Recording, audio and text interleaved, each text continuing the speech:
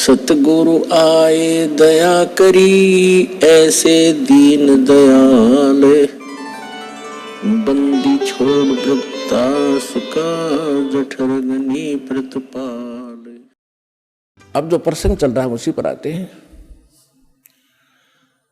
कि परमात्मा ने 600 वर्ष पहले आकर कहा था, अक्षर पुरुष एक पेड़ है, निरंजन वाकी डारे, तीनों देवा शाखा है, भाई पात रूप संसारे।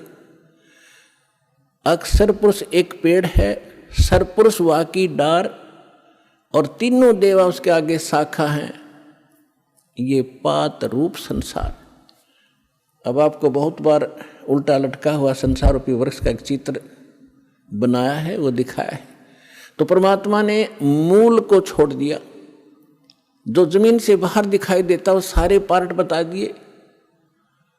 तना उसको अक्षर पुरुष समझो, उससे तने से मोटी डाहर निकले उसको सरपुरुष, और सरपुरुष के आगे फिर वो 3 शाखाएं हों, रजगुण ब्रह्मा सतगुण विष्णु तमगुण शिव जी, ये शाखा समझो, इतना बता दिया। और पात रूप संसार। फिर इस दास को भेजा ये बताने के लिए कि मूल कौन है।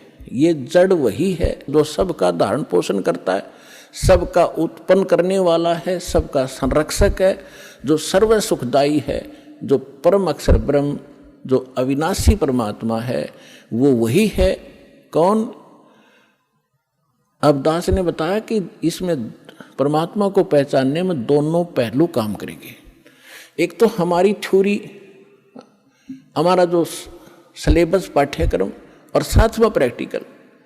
पाठ्यक्रम बता रहा है और फिर वो प्रैक्टिकल, जिन्होंने प्रैक्टिकल किया, उन महापुरुषों ने जिनको भगवान मिले, सचखंड लेकर गए, सतलोक ले गए, फिर वापस छोड़ा, उनमें से 6-7 शुभ नाम दास का याद है। आदरणीय धर्मदास साहिब जी, गांव बांधवगढ़, मध्य प्रदेश, वर्तमान में छत्तीसगढ़ होगा वो। और आदरणीय मलुकदास साहिब जी, आदरणीय नानक साहिब जी, जो सिख धर्म के प्रवर्तक माने जाते हैं। आदरणीय दादू साहिब जी, आदरणीय गरीबदास साहिब जी, गांव छुरानी, जिला जज्जर, हरियाणा वाले। आदरणीय गीसा दास साहिब जी, गांव खेखड़ा, जिला बागपुर, उत्तर प्रदेश वाले। आदरणीय स्वामी रामानंद जी, काशी वाले। तो इन महापुरुषों में से आदरणीय गरीबदास साहिब जी के विषय में दास बताना चाहेगा। उन्होंने कहा कि हम सुल्तानी नानक तारे, दादू को उपदेश दिया, जात जुलाहा भेद न पाया, वो काशी माहे कबीर हुआ। अनंत कोट ब्रह्मांड का एक रति नहीं भारे, सतगुरु पुरुष कबीर हैं, ये कुल के सिरजनहारे। तो वो जड़ है उस संसार रूपी वृक्ष के, वो कबीर है। कबीर परमात्मा कौन? उसको परम अक्षर ब्रह्म कहो, उसको सत्य पुरुष कहो, अमर पुरुष कहो, उसे परम पुरुष कहो, उसे परम अक्षर ब्रह्म कहो, उसे परम अक्षर पुरुष कहो। ये उनके उपमात्मक नाम है। वास्तविक नाम उस परमात्मा का कबीर देव है। उसको अल्लाहु अकबर कहो, कबीर देव, कबीर साहब।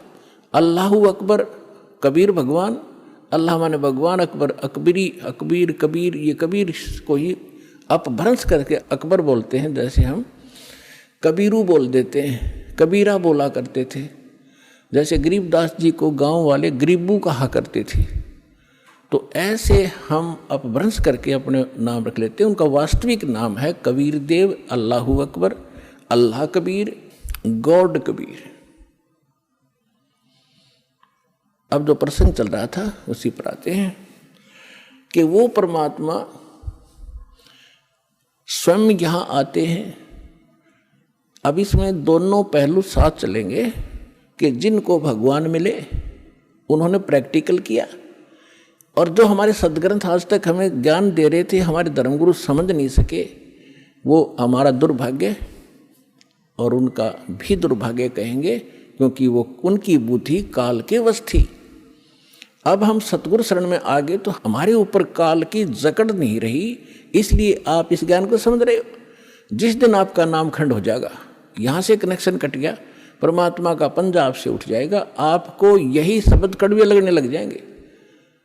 और ये हमारे यहाँ भक्त भी आपको बुरे बुरे दिखाई देंगे, क्योंकि काल प्रवेश कर जाएगा, आपकी बुद्धि को भ्रष्ट कर देता है। आज तक ब्रह्मा विष्णु महेश की गांठ बांध रखी, इसने चक्कर बांध रखा, समझने नहीं दिया।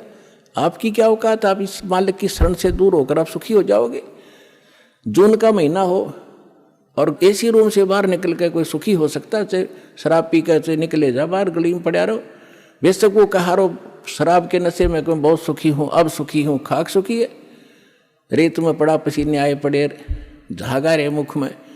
तो ऐसी दशा उन लोगों की जो भगवान से दूर हटकर इस काल के खेमे में खेल खेल रहे हैं। चाहे वो भक्ति कर रहे हैं, वो भक्ति भी नकली, या संसारिक सुख प्राप्त करने के लिए वो को प्रयास कर रहे हैं, क्योंकि इस काल की साधना से सुख हो ही नहीं सकता।